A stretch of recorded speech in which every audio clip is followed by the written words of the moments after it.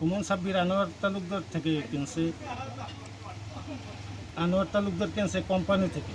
গাড়ি আমার অফিসে আনাইছে বুধবার গাড়ি পয়েন্টে ঢুকে নাই, গাড়ি ঢুকছে বৃহস্পতিবার দিন ঢোকার পর ওই থেকে মাল কাটা শুরু হয়েছে, বৃহস্পতিবার থেকে লোড শুরু হয়েছে।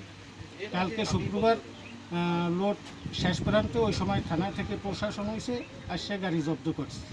আমাকে কন্ট্যাক্ট করছে সুমন আর সাব্বির, এই মাল কোথায়? নওগাঁ সদর যাওয়ার জন্য। আমাকে ফোন দিয়েছে যে ভাই গাড়ি লাগবে, যে মাল আছে, তাহলে গাড়ি লাগবে 60টা। তাহলে আমরা কইলাম কয় টাকা ভাড়া দেবেন, যে এই কয় টাকা ভাড়া, আমার ভাড়া হয়েছে 21,000 টাকা, ঠিক আছে।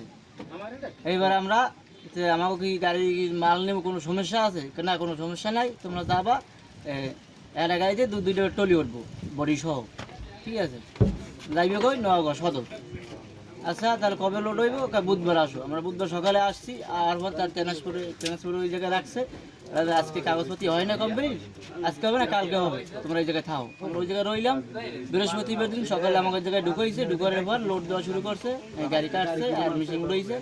তারপর কালকে সন্ধ্যায় রাত 10টার দিক দিয়ে গাড়ি লোড করা ক্লিয়ার হয়েছে। তারপর হওয়ার পরে এইবারে পুলিশ এলো থানা থেকে, আমার গাড়ি কাগজপত্র সব নিয়ে গেছে। নিয়ে যাই বললো যে এখানে এই সমস্যা আছে, এই গাড়ি যে তোমরা বইছো, এই গাড়িগুলোর কাগজপাতি ডকুমেন্ট নাই। ডকুমেন্টটা যদি কমপ্লিট হয় তোমার গাড়ি কাগজ দিয়ে দেবো, তোমরা চলে যাবা, তোমাকেও কোনো সমস্যা নাই।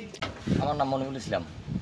বুধবার দিন গাড়ি আসছে, গাড়ি আসার পরে ওরা গ্যাস আর দিয়া কাটছে, কাইটাই 2 দিন লোড করছে, রাত দিন পেঁচাই আর কি।